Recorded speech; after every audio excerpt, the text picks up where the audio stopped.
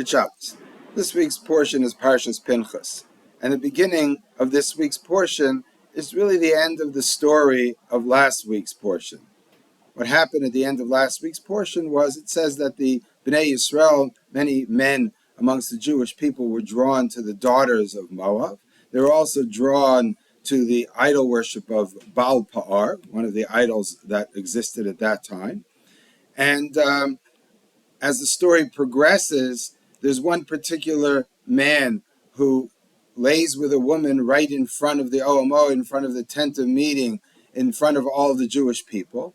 And it says Moshe and the rest of the Jewish people are bochem Pesach OMO. They're just crying. They don't know what to do. Pinchas rises up, takes a spear, and takes the life of this man and woman. And he's called a kanoi, which we translate as fanatic. The word kanoi just really means jealous, and here in this context means jealous for the sake of God, but we translate it as fanatic, so we'll use that translation.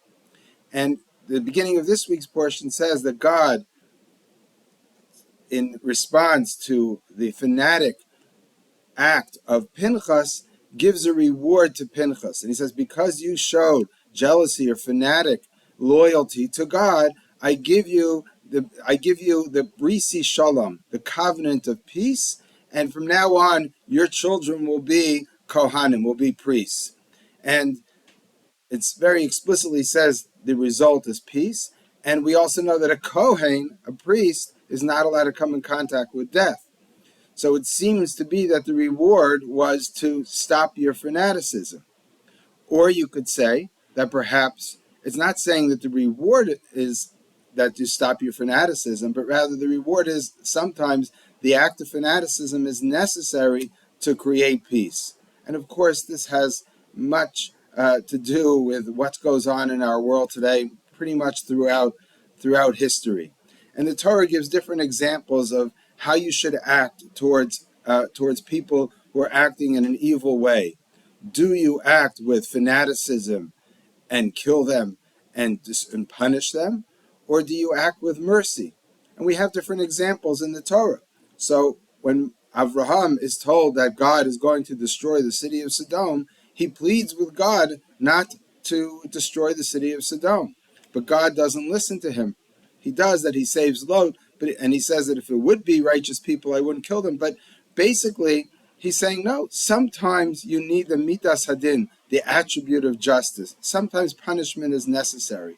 One of the commentaries says on this section about Avram that that if you merachim ala achzar, if you have mercy on a cruel person, you're really showing cruelty to the rest of the people. Because if you save the city of Sodom, if you save a murderer, for example, you're just causing more murder and more sinfulness to exist in the world. You're creating more problems than you're solving by being pacifist and saying, no, we love peace. We don't want to go to war. We don't want to kill the enemy. So Avram was wrong in that case. But we have another story of Avram when Lot was taken captive in the story of the kings, the 5 kings versus the 4 kings. Avram goes to battle and wins a war against the 5 kings to save Lot and the cities in which he lives in. So we have Avram acting in different ways, and we have Pinchas acting in a fanatical way, and then God says, oh, you have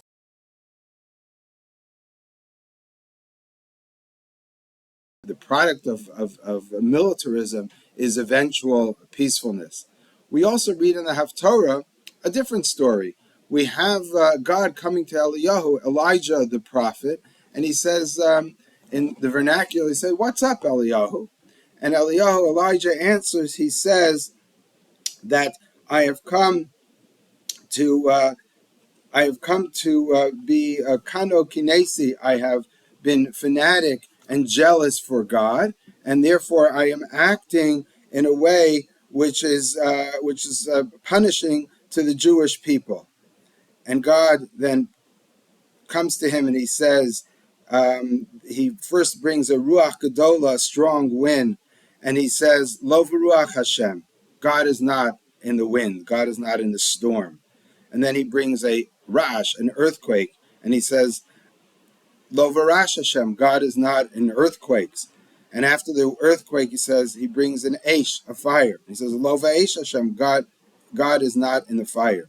Va'achar eish, after the fire, kol damamadaka. There's a still silent voice that comes to Eliyahu. And he's saying, that's where God is. God is not a God of vengeance. God is not a God of only justice. But God is sometimes the God of peacefulness.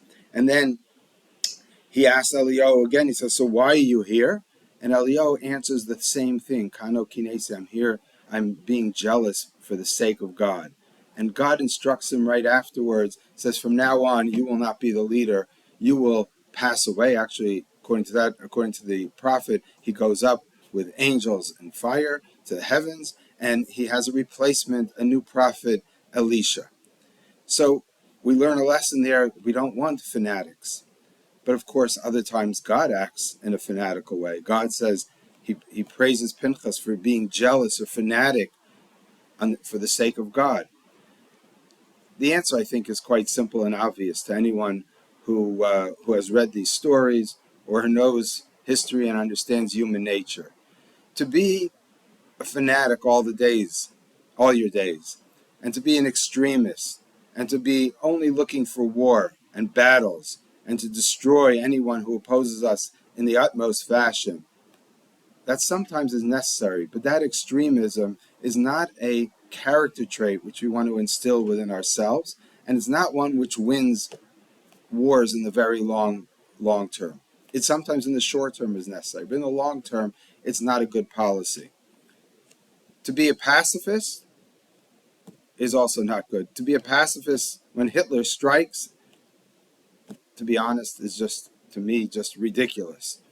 When Hamas attacks the Jewish people in Israel, to say we have to maybe just take it and maybe look for peace and try to find peaceful ways, that doesn't work. It just obviously doesn't work. If you have Rahmanis, if you have mercy on these Akhzarim, on these cruel people, these terrible terrorists, all you're doing is asking for more trouble. But at a certain point, we have to know where the balance lies. We have to make sure that we have to learn the lesson that Eliyahu was taught by God, and maybe he didn't learn the lesson. That yes, it's important sometimes to be the kanai, to be the fanatic, to be the one who fights the battles of God. But we have to know where to draw the line, and when to start and when to stop. And the answer and the balance is not always that easy. Every situation is different. You need someone of the status of a Moshe, but even here Moshe seemed to have failed. Moshe seemed to be sitting on the sidelines while Pinchas was the one who did the act of vengeance. Or you could be that we need a balance even in leaders. We need a Pinchas and we need a Moshe. We need an Avram who fights the wars, and then we need an Avram who defends those people that God wants to punish. It's very hard to know how to create that balance. You need either prophecy or a tremendous amount of wisdom. And leave off with just a very simple message that's in Koheles, in Ecclesiastes, where Shlomo HaMelech or Solomon says there's a time for war, eis milchama ve'eis shalom, and there's a time for peace. And only the wisest of all men knows when there's a time for peace and when there's a time for war. And although it's a struggle for us to find that midpoint, I think that's what we have to look for. And we have to try to attain that. Whether we do that through having different leaders, different opposing ideas, and creating a balance, or trying to create that balance within ourselves, that's a question which we'll leave open. But it's obvious that we can't either be a fanatic all the time. We can't be a pacifist. You have to be a pragmatist. You have to know when there's a time for war and when there's a time for peace. And of course, the Jewish people are really faced with this question right now in Israel. When do you wage war? When do you stop? When do you seek peace? When do you give in? When do you make concessions? The answers are not so simple.